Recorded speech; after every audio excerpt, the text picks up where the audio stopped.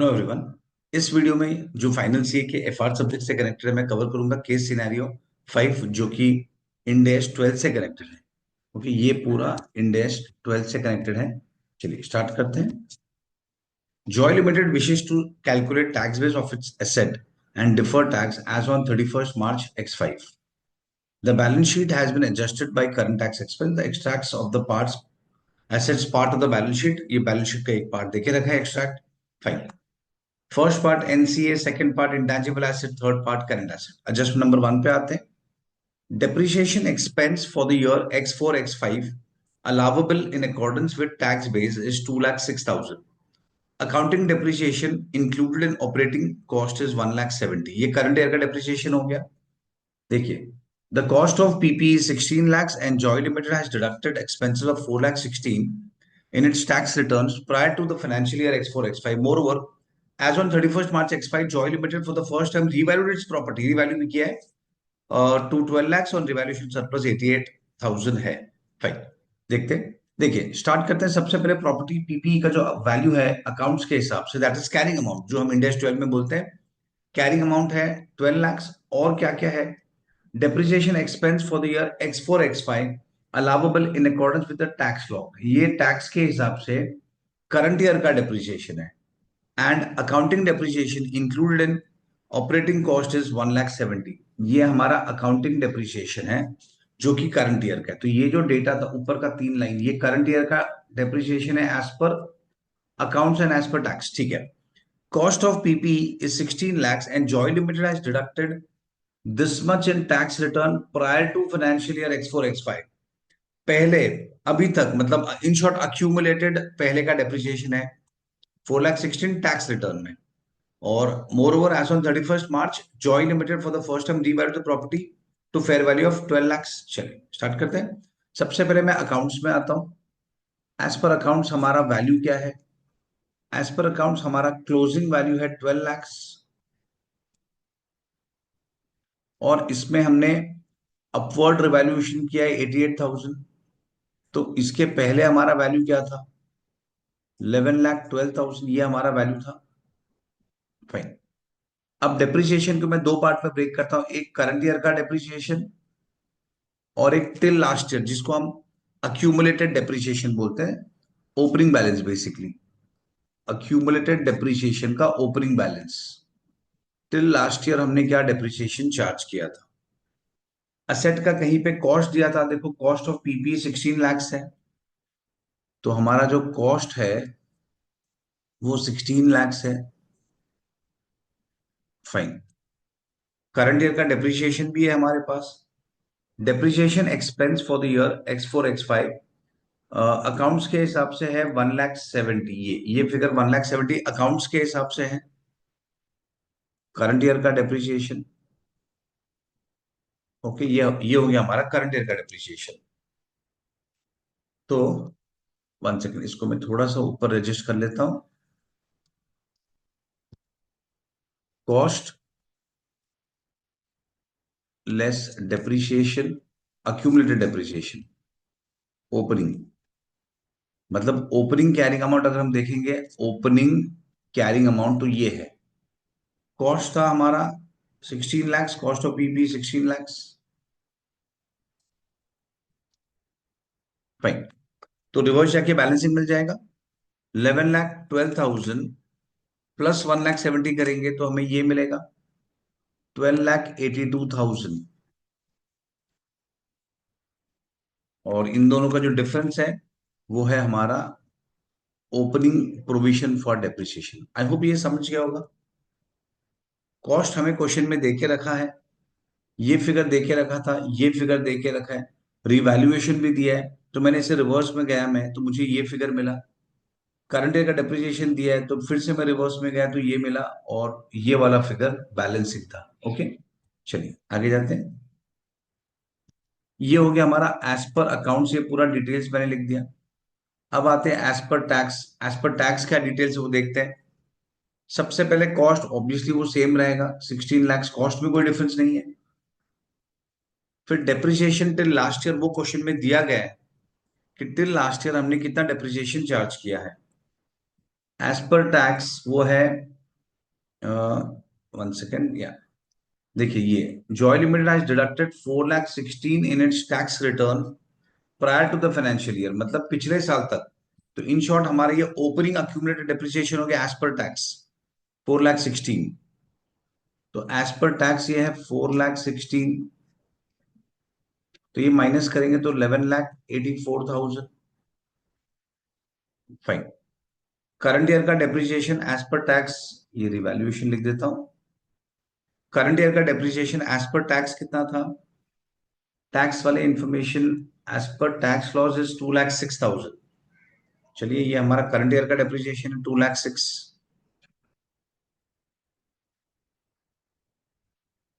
इसे सब्ट्रैक्ट करते हैं, 11 लाख माइनस 2, 9,78,000।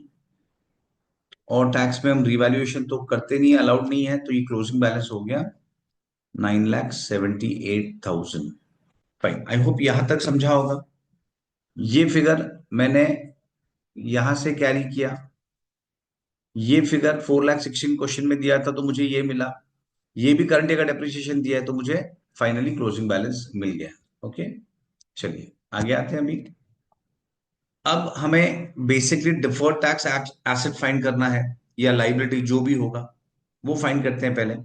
तो इन दोनों का डिफरेंस क्या है, सी, हम डीटीए या डीटीएल कैसे कैलकुलेट करते हैं, उसके लिए हमें अकाउंट्स का कैरिंग अमाउंट और टैक्स का कैरिंग अमाउंट, जिसको हम टैक्स बेस बोलते हैं।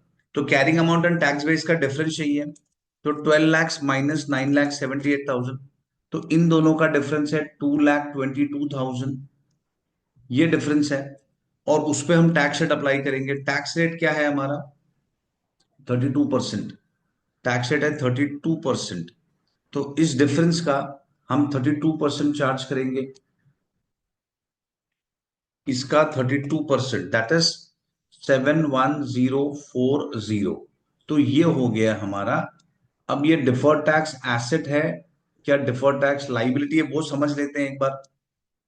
तो अगर लॉजिकली देखें तो टैक्स में जो एसेट है उसका वैल्यू कम है, टैक्स में एसेट का वैल्यू कम है। मैं दो वे से समझाता हूं, एक लॉजिकल और एक मैकेनिकल भी सिखाऊंगा। सी, टैक्स इसमें ना डीटीए या डीटीएल क्रिएट करना है, उसके लिए हमेशा टैक्स के एंगल से सोचो कि फ्यूचर में टैक्स में क्या इंपैक्ट आएगा, मेरा फ्यूचर का टैक्स बढ़ने वाला है कि फ्यूचर का टैक्स कम होने वाला है।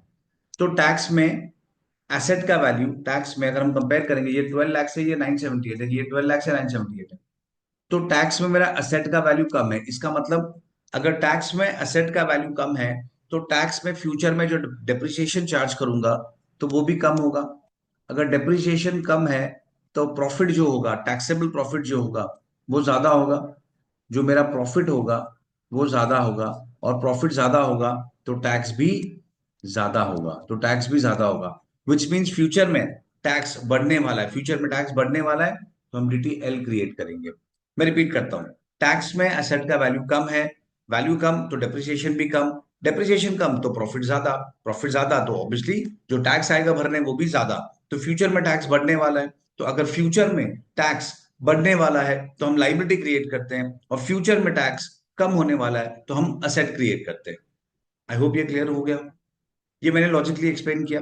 और अगर थोड़ा सा मैकेनिकल एक्सप्लेन करूँ एग्जाम पॉइंट से कि भाई क्विक हो जाए, एफआर का paper as it is lengthy होता है, तो अगर वो क्विक फटाफट हम कर सके तो उसके लिए हम मैकेनिकल रूल क्या दे रहा हूं, हमें टैक्स के एंगल से सोचना है ऑलवेज। अगर टैक्स में असेट ज्यादा है, टैक्स में अगर asset is greater than carrying amount, tax में अगर एसेट ज्यादा है, तो देखो ना, अगर किसी का एसेट ज्यादा है तो इट इज गुड ओनली, हम बोलते नहीं कि अच्छी बात है। अगर टैक्स में एसेट ज्यादा है तो एसेट ज्यादा है तो अच्छी बात है, तो डीटीए गुड, मतलब एसेट क्रिएट करेंगे। और अगर टैक्स में मेरा एसेट अगर कम है, टैक्स में एसेट कम है तो इट इज बैड, भाई एसेट कम है तो खराब बात है, खराब बात है इसलिए लाइबिलिटी। ये एक मैकेनिकल रूल है, जैसे एक फटक से लेकिन विद इन सेकंड आंसर लाने के लिए कि टैक्स में अगर एसेट का वैल्यू ज्यादा है तो गुड, डीटीए क्रिएट करो। टैक्स में एसेट का वैल्यू कम है, एसेट कम मतलब बैड, लाइबिलिटी क्रिएट करो। टैक्स में अगर लाइबिलिटी का वैल्यू ज्यादा है, टैक्स में अगर लाइबिलिटी का वैल्यू ज्यादा है तो फिर लाइबिलिटी ज्यादा मतलब खराब, बैड। टैक्स में लाइबिलिटी ज्यादा है तो लाइबिलिटी ज्यादा है तो बैड, तो डीटीएल क्रिएट होगा।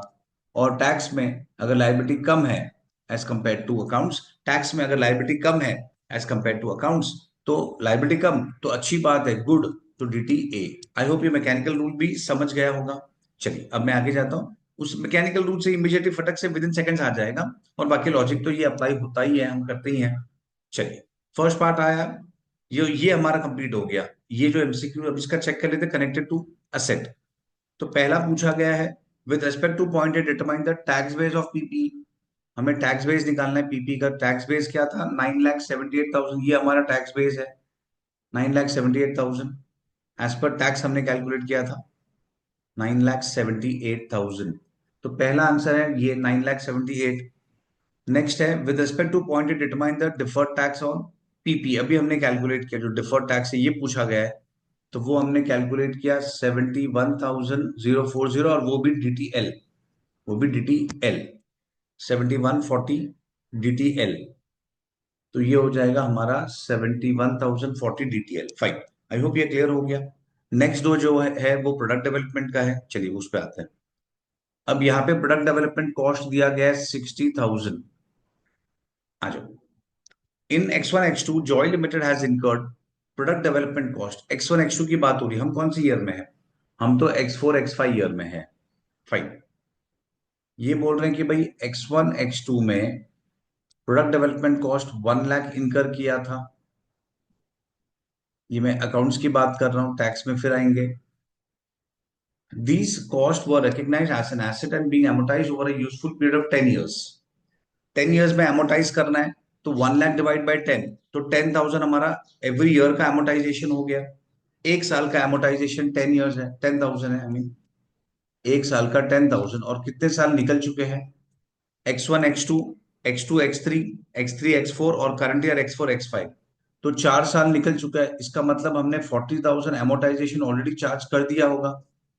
तो अकाउंट्स में ये वैल्यू 60,000 दिखना चाहिए, बुक्स ऑफ अकाउंट्स में, और यहाँ पे दिख रहा है 60,000। फाइन, जस्ट एक क्रॉस चेक कर रहे थे। आगे, for tax purpose Joy limited deducted full profit full product development cost in X1 X2। पर टैक्स में हमने पहले ही डिडक्ट कर दिया है, टैक्स में हमने पहले ही डिडक्ट कर दिया है 1 लाख, टैक्स में पहले ही 1 लाख डिडक्ट हो चुका है। तो ये हो जाएगा 1 लाख, पूरा का पूरा फर्स्ट ईयर में डिडक्शन कर दिया है। तो एट परसेंट टैक्स में वैल्यू क्या है, निल। टैक्स में वैल्यू निल है। तो अगर डिफरेंस देखेंगे तो कितना है, 60,000। 60,000 पे हम 32% चार्ज करेंगे। 60,000 पे हम 32% चार्ज करेंगे, जो होता है 19,200। 19,200 है। फाइन, अब ये DTA है कि DTL है। अब अगर देखा जाए तो टैक्स में एसेट का वैल्यू जीरो है। अगर मैं मैकेनिकल रूल अप्लाई करूं, तो टैक्स में एसेट का वैल्यू क्या है, जीरो। मतलब टैक्स में एसेट कम मतलब खराब। तो DTL, तो DTL क्रिएट करेंगे। और अगर लॉजिकली देखेंगे तो टैक्स में एसेट नहीं है, तो मतलब फ्यूचर में डेप्रिसिएशन नहीं मिलेगा। नो डेप्रिसिएशन मतलब हायर प्रॉफिट, और हायर प्रॉफिट मतलब मोर टैक्स। तो दैट्स इट, ये है 19,200। अब इससे कनेक्टेड क्या पूछा गया है, with respect two point be determine the tax base. Tax base क्या था हमारा, अभी हमने देखा टैक्स बेस निल था। और नेक्स्ट पॉइंट में पूछा है डिफर्ड टैक्स, तो अभी हमने कैलकुलेट किया है, टैक्स बेस निल है। एक तो ये पूछा गया है क्वेश्चन में, और डिफर्ड टैक्स DTL है 19,200। DTL 19,200, ये है 19,200। फाइन, आई होप ये भी क्लियर हो गया होगा। चलिए नेक्स्ट पॉइंट पे आते हैं। थर्ड पॉइंट, ट्रेड इन्वेस्टमेंट्स वो acquired in X3 X4 that is last year with the cost of 2,30,000। हमने इन्वेस्टमेंट्स 2,30,000 में परचेज किया था, और फिर these investments are classified at FVTPL। I hope ये सबको ध्यान में होगा कि हम जब फाइनेंशियल इंस्ट्रूमेंट्स करते हैं तो असेट के 3 क्लासिफिकेशन होते हैं, amortised cost, FVT OCI and FVT PNL। तो यहाँ पे क्लियरली लिख रहे हैं कि इसे हमने FVT PNL में कैटेगराइज किया था। तो वो उसे हर बार हम फेयर वैल्यू पे वैल्यू करेंगे, और जो भी प्रॉफिट लॉस आएगा वो PNL में जाएगा। And thus recognise at their fair value. Fair value adjustments are not tax deductible, तो टैक्स डिडक्टेबल नहीं है। फाइन, तो देखिए यहाँ पे हमारा जो इन्वेस्टमेंट है वो है 4,40,000। नहीं, ये 1 सेकंड, ये कौन सी इन्वेस्टमेंट की बात हो रही है, ट्रेड इन्वेस्टमेंट्स की बात हो रही है। ओके, तो ये बात हो रही है ट्रेड इन्वेस्टमेंट, मतलब इसकी बात हो रही है, ट्रेड इन्वेस्टमेंट्स 2,08,000। Okay fine. 2,08,000 पे बुक्स में एट प्रेजेंट 2,08,000 दिख रहा है, यहाँ पे 2,08,000 दिख रहा है। इसका मतलब हमने ये जो 22,000 लेस किया है वो फेयर वैल्यू चेंज है, क्योंकि एफईटीपीएल कैटेगरी है तो वो हमेशा फेयर वैल्यू पे दिखेगा। पर टैक्स में ये अलाउ नहीं होगा, टैक्स में हमारा कॉस्ट क्या है 2,30,000, तो ये जो फेयर वैल्यू चेंज है वो टैक्स में डिडक्शन नहीं मिलता है, तो टैक्स वाले उसको नहीं बताएंगे। तो यहाँ पे कितना दिखेगा टैक्स में 2,30,000, मतलब टैक्स में वैल्यू ज्यादा है। कितने से ज्यादा है 22,000 ज्यादा है। फिर से हम इसका 32% क्रिएट करेंगे, हम इसका 32% क्रिएट करेंगे। तो 22,000 इंटू 32%, दैट इज 7,040। अब ये डी टी ए है कि डी टी एल है? अगर फिर से मैं मैकेनिकल रूल अप्लाई करूं तो टैक्स में एसेट ज्यादा है। अगर टैक्स में एसेट ज्यादा है तो गुड, टैक्स में अगर एसेट ज्यादा है तो अच्छी बात है। इन द सेंस क्या होगा कि एसेट ज्यादा है तो इट इज गुड, तो डी टी ए क्रिएट होगा, तो हम डी टी ए क्रिएट करेंगे 7,040। ओके, और टैक्स बेस है 2,30,000। फाइन, आई होप ये भी समझ गया होगा। और लॉजिकली सोचेंगे तो टैक्स में एसेट का वैल्यू 2,30,000 है, सपोज आगे जाके मैं 2,50,000 में बेचता हूं सपोज, तो टैक्स में कितना टैक्सेबल प्रॉफिट होगा 20,000, और अकाउंट्स में कितना टैक्सेबल प्रॉफिट होगा 42,000। तो टैक्स के हिसाब से प्रॉफिट कम होगा। आई होप समझा। फिर से बोलता हूं, अगर मैंने टैक्स में टू मैं अगर मैंने इन्वेस्टमेंट को 2,50,000 में बेचा तो मुझे टैक्स में 20,000 पे टैक्स भरना पड़ेगा, पर अकाउंट्स में प्रॉफिट दिखेगा 42,000, तो टैक्स में प्रॉफिट कम दिखेगा, तो आगे जाके मुझे कम टैक्स पे करना पड़ेगा, इसलिए डी टी ए। चलिए, तो इसका टैक्स बेस 230 है और D T A 7,040। Tax base था हमारा 2,30,000, और इसका जो डिफर्ड टैक्स है वो था 7,040। डी टी ए क्रिएट किया हमने, correct, 7,040 D T A. Yes, 7,040, चलो डी टी ए क्रिएट किया हमने। चलो ये भी क्लियर हो गया सबको। अब last part, determine the net D T A D T L for the year X4 X5। चलिए फाइनली तीनों को बस ऐड लेस ही करना है कि फाइनल समरी क्या है। देखो अब हम इसे ऐड करेंगे अगर, तो पहले हमने डी टी एल क्रिएट किया था, देखो ये 7,1040, 7,1040 का डी टी एल क्रिएट किया था फर्स्ट में टीपीई में। फिर हमने ये प्रोडक्ट डेवलपमेंट कॉस्ट में 19,200 का डीटीएल क्रिएट किया था, 19,200 का डीटीएल क्रिएट किया था। और फाइनली हमने 7,040 का डीटीए क्रिएट किया था, तो माइनस होगा। तो 7,1040 प्लस 19,200 माइनस 7,040, तो फाइनली 83,200 का डीटीएल क्रिएट हुआ। फाइनल डीटीएल 83,200, और यही क्वेश्चन के नेक्स्ट पार्ट में पूछा गया है 83,200 का डीटीएल, तो ये वाला पार्ट है। आई होप ये वाला समझ गया होगा सबको, प्रीटी सिंपल। अभी देखिए ऐसा जो एमसीक्यू तो ओवर हो गया, पर मैं थोड़ा सा एक्स्ट्रा बताता हूँ, यहाँ पे थोड़ा सा एक्स्ट्रा बताता हूँ। एमसीक्यू एंगल से तो मैंने कवर कवर कर ही दिया है। अब यहाँ पे आते हैं, अब यहाँ पे अगर हम देखेंगे तो हमारा DTL starting of the year में कितना था। हाँ, डीटीएल हमारा स्टार्टिंग ऑफ द ईयर में, यानी इन दोनों का डिफरेंस। अब मैं थोड़ा एक्स्ट्रा बता रहा हूँ, जो जरूरत नहीं है, सच क्वेश्चन में पूछा नहीं, पर एक अंडरस्टैंडिंग के लिए बेटर होगा। 12,82 माइनस 11,84,000, विच मीन्स 98,000 का डिफरेंस था। 98,000 का difference starting of the year में, स्टार्टिंग ऑफ द ईयर में 98 का डिफरेंस था, अज्यूमिंग के टैक्स रेट 32% ही था, तो हमने 32% उसका डीटी एल क्रिएट होगा, क्योंकि टैक्स में कम है, टैक्स में एसेट कम है, always you should think from tax point of view. तो 98,000 का 32%, दैट मीन्स लास्ट ईयर 31,360 का ऑलरेडी हमारे पास डीटीएल था। 31,360 का ऑलरेडी हमारे पास डीटीएल था, ओपनिंग बैलेंस डीटीएल का ये हमारा ओपनिंग बैलेंस था। देखिए थोड़ा सा एक्स्ट्रा बता रहा हूँ क्योंकि एमसीक्यू तो हो गया है, पर थोड़ा अंडरस्टैंडिंग के लिए, बेटर अंडरस्टैंडिंग के लिए। तो ये हमारा डीटीएल था। अब करंट ईयर क्या हुआ है, हमने अकाउंट्स में डेप्रिसिएशन 1,70,000 चार्ज किया, वेराज टैक्स में 2,06,000 चार्ज किया।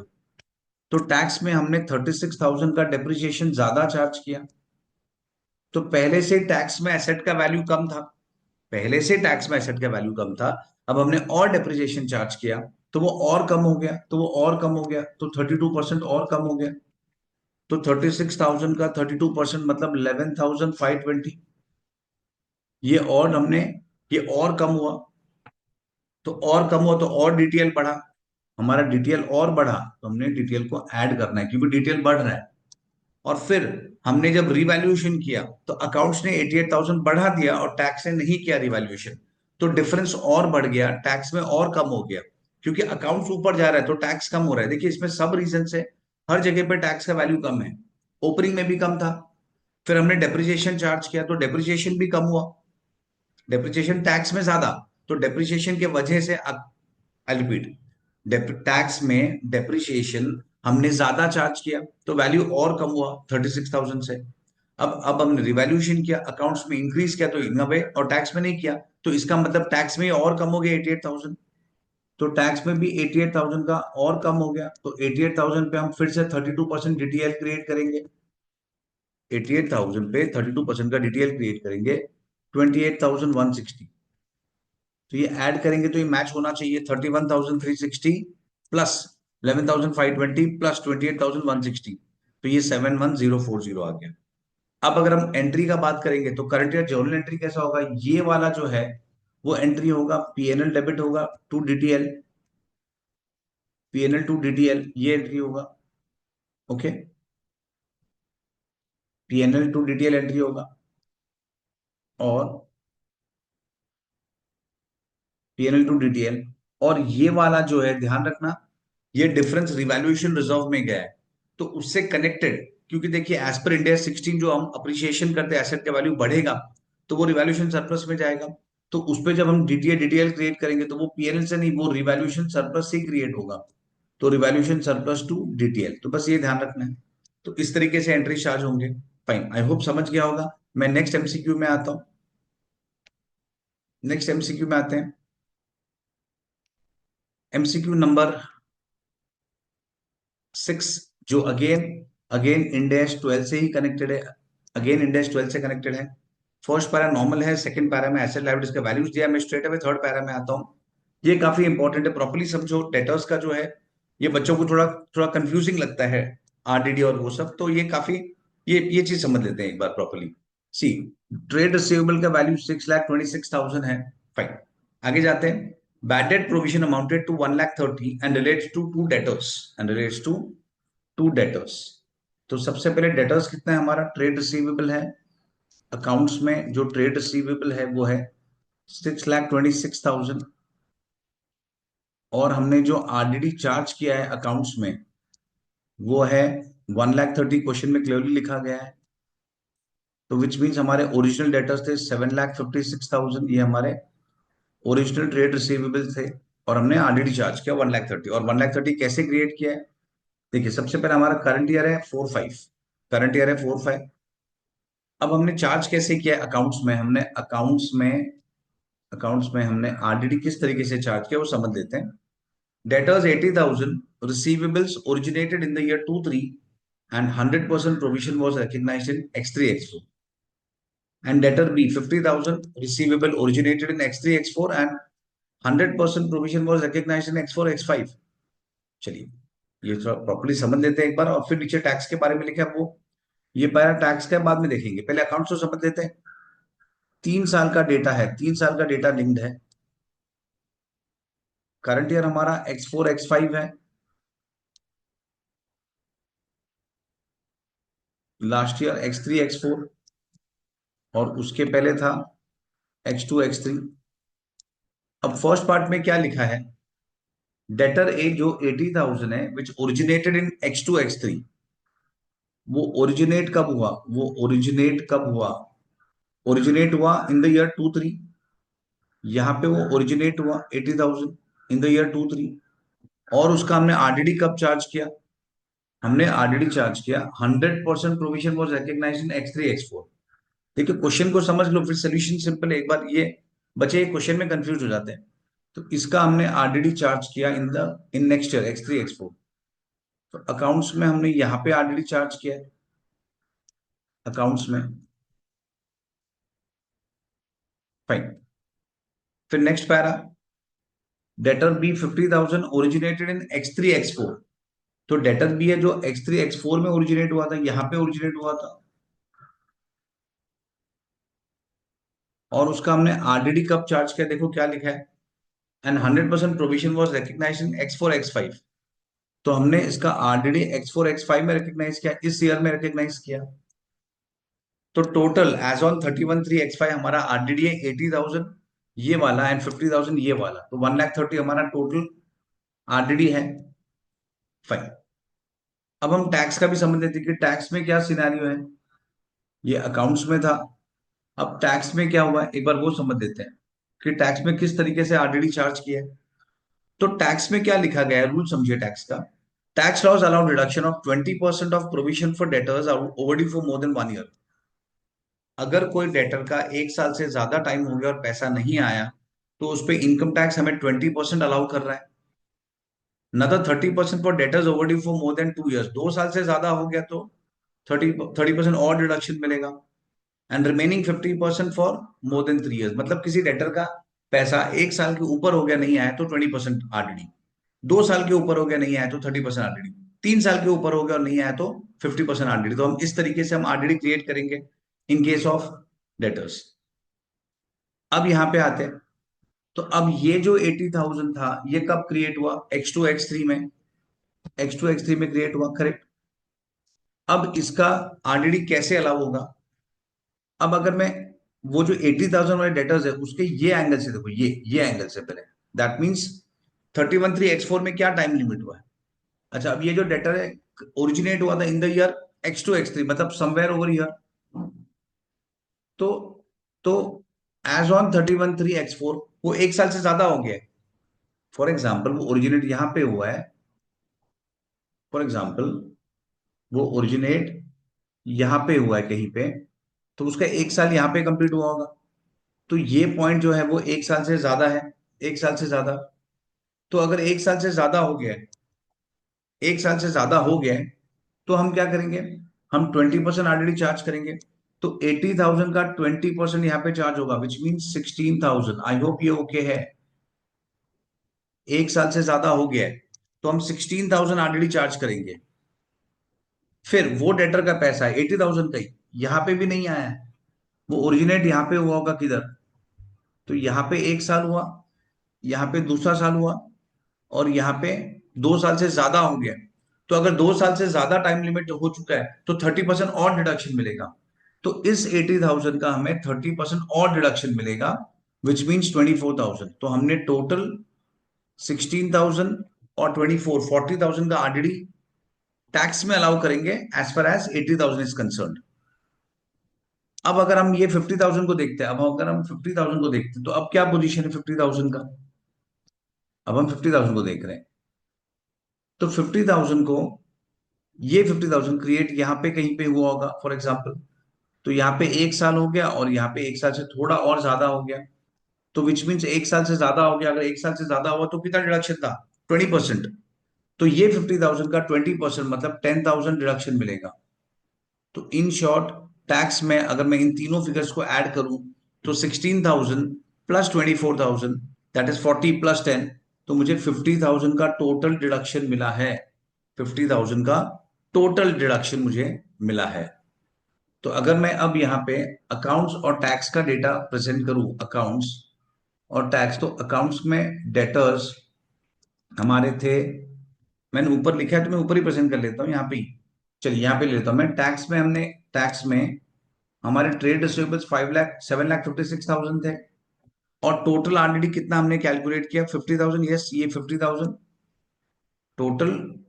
टैक्स में कितना डिडक्शन अलाउ हुआ है 50,000, दैट मीन्स हमारा डिफरेंस, हमारा डेटर्स है 7,06,000। तो इन दोनों का डिफरेंस क्या हुआ, इन दोनों का डिफरेंस हुआ 7,06,000 माइनस 6,26,000, तो 80,000 का डिफरेंस है। और उस 80,000 पे टैक्स रेट कितना है, 32% ही आई थिंक, एक बार चेक कर लेते हैं। यस, 32%। 32% का हम ऑलरेडी, सॉरी, हम डिफर टैक्स एसेट या लाइबिलिटी क्रिएट करेंगे, 32% पे हम क्रिएट करेंगे। तो 80,000 पे 32% दैट इज 25,600। और ये DTA है कि L है।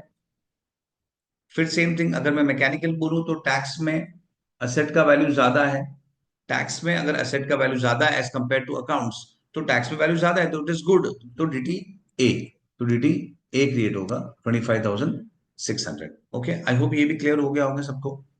तो यहाँ पे चेक करते हैं इन्होंने पूछा क्या डेटा से connected with respect two point A determine the tax base of trade receivable.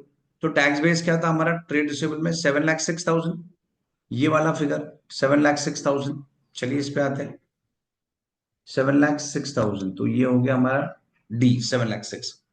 और नेक्स्ट पूछा गया है with respect two point A determine the deferred tax, जो अभी हमने कैलकुलेट किया 25,600, करेक्ट यही था फिगर।